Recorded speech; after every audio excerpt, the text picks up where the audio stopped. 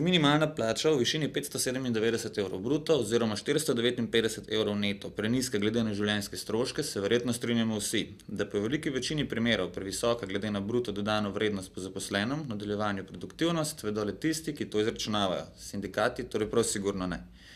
Da bi plače izračunavali v skladu z realnimi zmožnostmi slehernega podjetja, tako kot celotnega gospodarstva, nam je torej potreben podatek o tem, koliko ustvarimo, kar je usodno povezano s tem, kaj ustvarimo.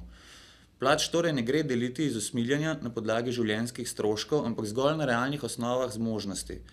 Vkolikor ne bi dvignili produktivnosti, bi namreč višje plače nujno vodile v odpuščanje ali pa inflacijo.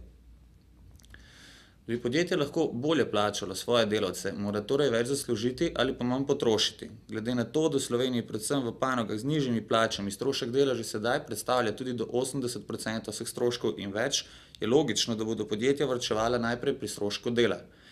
Ne le, da je to največji strošek že sedaj, z dvigom teh plač se bo nemalo kje zgodilo, da bo strošek po zaposlenem prerasel njegov doprinos. V takšnem primeru je odpuščanje ne le logično, ampak celo edino možno. Logika je preprosta, če bo delavcev zaposlenih manj in bodo ustvarili toliko kot so do sedaj, si bodo lahko razdelili več. Omeniti velja tudi možnost dvigovanja cen, kar bi podjetju prav tako omogočilo več zaslužka, a problem je, če že ne zaradi mednarodne konkurence in cen določenih na trgu, tudi v tem, da kupna moč ne bi dohajala rasti cen.